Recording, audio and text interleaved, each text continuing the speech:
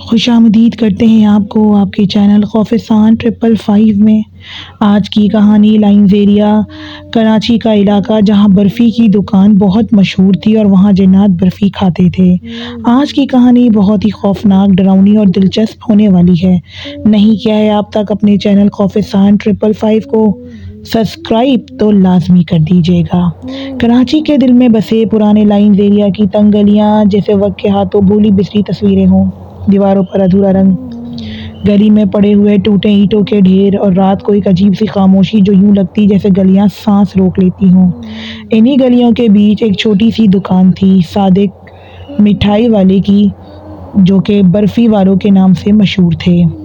دکان کا لکڑی کا دروازہ بوسیدہ ہو چکا تھا، کونے ٹوٹے ہوئے، اوپر لٹکتا بلب اور ہلکا سا ٹمٹما رہا تھا جیسے خود تھکا ہوا ہو۔ دکان کی خوشبو پورے محلے میں جانی پہچانی تھی، دیسی گھی، چینی، دودھ اور خاص کر وہ سفید ململ جیسی برفی جس کی وجہ سے لوگ صادق کو جانتے تھے۔ لیکن اس دکان کی ایک ایسی کہانی تھی جو ہر کوئی جانتا تھا اور جو ہر کوئی مانتا نہیں تھا۔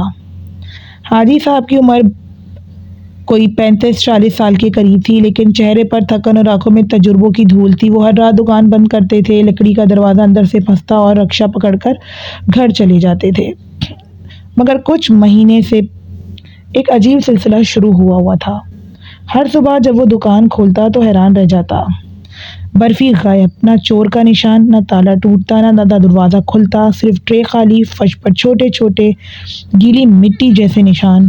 پڑوسیوں نے دیکھا تو کہا کہ حاجی یہ کسی انسان کا کام نہیں ہے، یہ اوپر والے باسی گھر کے جنات ہیں۔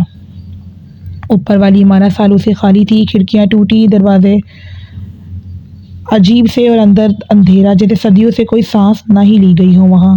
پہلے حاجی ہنسا، پھر پریشان ہوا، پھر خوف زدہ، کیونکہ نقصان بزرگوں والی نصیحتوں سے ختم نہیں ہوا تھا۔ ہر رات 5 سے 4 پاؤ برفی غائب ہو جاتی، مہینے میں ہزاروں کا نقصان، اور پھر آوازیں بھی آنے لگیں۔ رات کی اندھیرے میں لکڑی کی چمچ کے ہلنے کی آواز، کسی کے چلنے کی کھٹکھٹاہٹ، کبھی کسی کے آہستہ ہنسنے کا سایہ سا۔ ایک رات حاجی نے ہمت کی اور اس نے کہا کہ میں کیوں نہ دکان کے اندر بیٹھوں اور کچھ تلاوت وغیرہ کروں۔ انہوں نے کوشش کی اور ایک رات کو انہوں نے اپنی برفی کی دکان کے اندر جا کر تلاوت پڑھنا شروع کی تو وہ دیکھتے ہیں کہ ایک سایہ سا ابھرا ہے کالے رنگ کا، اور اس کے ہاتھ آتے ہیں بس عجیب سی لمبی لمبی لکڑی نما انگلیاں جو کہ برفی کو غائب کر رہی ہے۔ وہ یہ دیکھتے ہیں تو وہ بہت زیادہ خود خوف زدہ ہو جاتے ہیں۔ دوسرے دن ہی وہ مولوی قاسم کو بلوا لیتے ہیں، دکان کے اندر وہ بیٹھتے ہیں اور دم کرتے ہیں اور تلاوت شروع کرتے ہیں۔ بلب کی روشنی دمکنے لگتی ہے۔ مولوی کہتے ہیں کہ یہ جگہ آباد ہے اور ان کے بزرگ یہاں پہلے رہتے تھے، تم سے ناراض نہیں ہیں لیکن کچھ مانگتے ہیں، ڈرو نہیں، وہ تمہیں اذیت نہیں دیں گے۔ یہ بات مولوی صاحب کی بتانے کی تھی کہ حاجی صاحب تو سمجھو کپ آ گئے۔ اس رات کے بعد ایک عجیب تبدیلی آئی، نقصان تو رکا نہیں لیکن نقصان کی شکل بدل گئی۔ اب برفی غائب ضرور ہوتی ہے مگر اگلے ہی دن اسی مقدار میں حاجی کی بے تحاشا کمائی ہو جاتی ہے، جیسے کوئی غیبی ہاتھ اس کی محنت میں برکت ڈال رہا ہو۔ حاجی کہتے ہیں کہ وہ اب مہمان ہیں، دشمن نہیں ہیں۔ جب لوگوں نے ان سے پوچھا کہ آپ کی برفی کی دکان تھی اور آپ کو بہت زیادہ پریشانیاں تھیں تو ایک دم سے کس طرح سے یہ سب کچھ ٹھیک ہو گیا،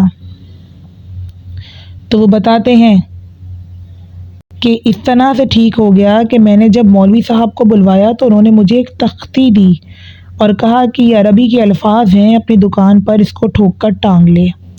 میں نے ٹانگ لیا اور اس دن کے بعد سے میرے ساتھ ہر چیز اچھی ہوتی گئی۔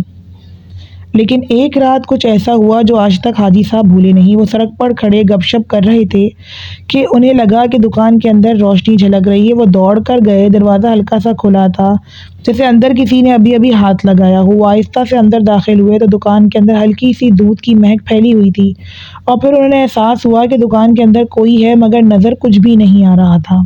پھر اچانک ٹرے پر رکھی برفی اپنی جگہ سے ہلنے لگی جیسے کسی غیر عجیب سی ہاتھ نے ایک टुकड़ा उठाया हो।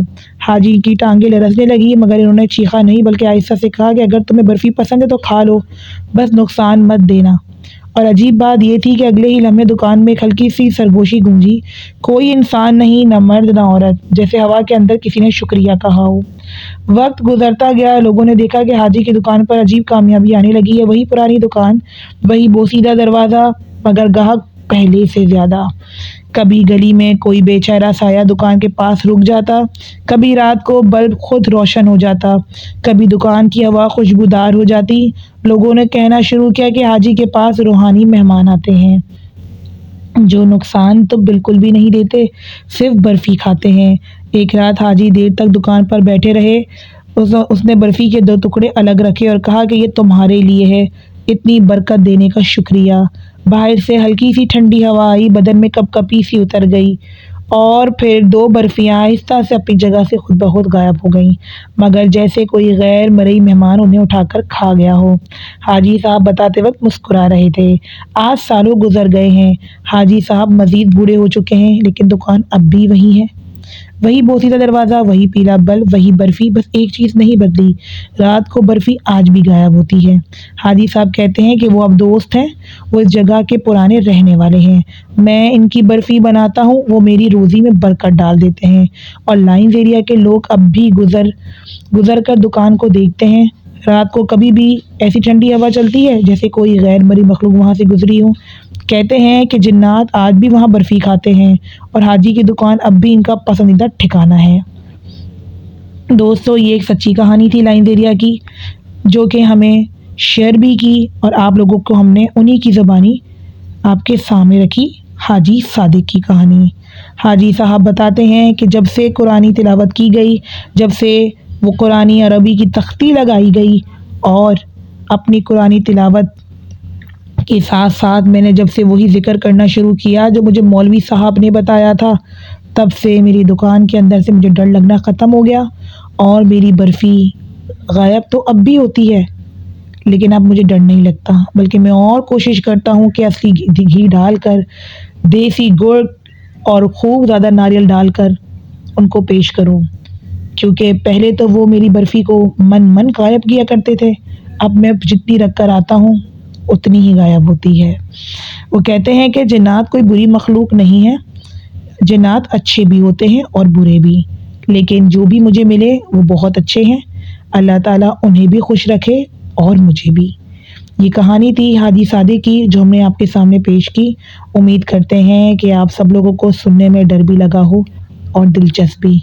नहीं किया है अगर अभी तक सब्सक्राइब, तो जल्दी से कर दीजिए। हिट द बेल आइकन दोस्तों।